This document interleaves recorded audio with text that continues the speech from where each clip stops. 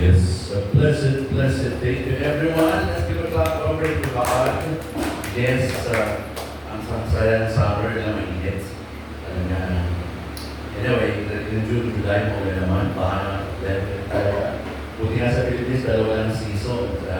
Basta pag-a-adjust na. Kaya dalawa lang naman. So, gawa ng tayo po, ha? Kaya tayo maraming haluan. Candy. Sa mga stupid. But they were first. Before we begin our message for today, brothers and saints, let's all pray. Father in heaven, we want to thank you for today. Thank you for the life you gave to us. You're really good, even though we make mistakes and many lapses, many shortcomings in your name. We always make mistakes every day. We repent. We ask for forgiveness and cleanse us from all unrighteousness and sins. We continue to guide us and lead us to the right path. And we say special prayer for our dear Reverend Eric Burton, whatever things that we need to finish, need to accomplish, challenges we need to face and overcome at this moment in time in high school Global Church. Father, we pray for him and you protect his physical body and his mind, his emotions, and spiritual health as well. We continue to give him the ability to rise up and overcome all this stuff. And in Jesus' name, we rebuke any word of the devil who will try to weaken him or make him weak. In the name of Jesus, we claim victory in his life. And Father, once again and again, we pray for long life for our dear Reverend Eric Burton. He's not just a pastor or mentor to us, he's also a friend to us and our families. Always pray for him, giving us guidance, mentoring, care, and love.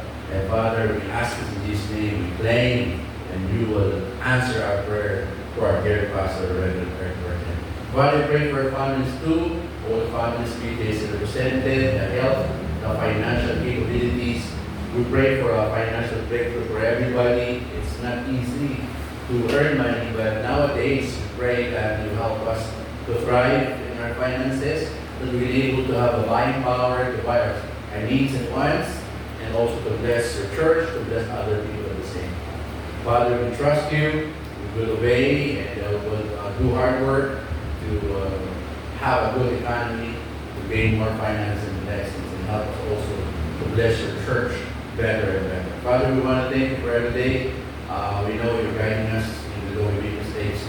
You're giving us light and giving us guidance. Thank you, and we glorify you, and we give you thanks and praise. In Jesus' name, pray. Amen. Yay! All right, this month of May is very special. Of course, it's a celebration for my 52nd birthday. Yay! This 10th of May, and also FB will going to celebrate her 40th birthday on the 30th of May. Yay! So by doing so, we want to invite everybody, and also for the people that have been watching this online, to come celebrate us for Jesus' name, for Jesus' sake. That's the Lord's Day as well.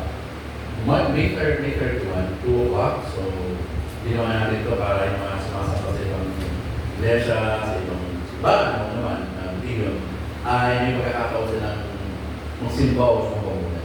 And if they would like to celebrate with us, they have also have an opportunity. Medyo mabalihan na yan, pero kung di pa naman na panahon, kaya pa na siya nila makag-guess ng mga kaibigan natin. So we're not expecting any hundreds of people, of course, as a decent amount of friends, former friends, and brothers and sisters who can have good to come. Siyempre, more than yung eating, yung fellowship, yung bonding, tsaka yung celebration ng buhay, na habang buhay, celebrate tayo ng buhay natin.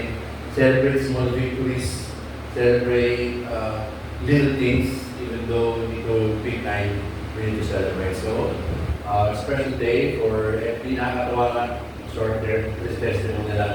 Ang talagang due date ni Faith birthday, is it ay June. First week of June. Siguro sinabi niya magandang birthday na para sa parang sa lagi. 30 na lumabas. Katawa ni mama niya kasi talaga schedule niya first week of June. So, kung natuloy siya ng June, hindi kayo magkasabay ng buwan. June siya ng birthday. So, kanya iba na ako ako lalabas ako kasi ako. Alapakan natin si Lord. Hindi siya mawawala ng handa. 30 Di ba? Fix yun talaga yan. Mawala. Thank you, Lord. Anyway, so everybody, sa mga friends natin, former ka-church, former ka-servant in Jesus, all are invited. Kung tuway na iya, kasya-kasya po tayo sa ating Mini Bulwagan, Tower to GPS, White House, Gathering Place for the Saints, White House. Dito po yan sa may Along Road, De La Paz, galing Ligaya, bago mag-campus. Pag galing ka sa Tola, lagpas ng konti ng campus. Ayan. Pero kung gusto tayo papunta, daw, check mo lang ako sa Messenger, isa doon sa inyo mga pa. Kasi ang light building ko to, LIT building, napakadali niyang hanapin kasi Google po siya. Wasteable, whatever. Anyway, ito po natin pag-aaralan is about, yan, nagkilala ba sila? Sila ako si Kiefer, siya si Jomar Novena, ito nagbalik ka sa Zara, Zara, I think mga din na ito, Kiefer, your sister, Zara Lopez. They're all vloggers. Next, nakakatawa, ano pa, sino kayo nandun nilagay natin? Ay, meron pa akong report. Ayun. At sabi sa akin. Ayan.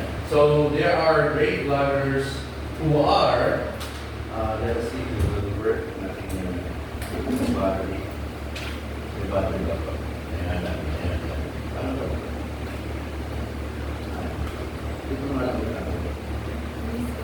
You're stuck? Alright. Sige lang. You know na. Sige ka natin. Yung editable naman.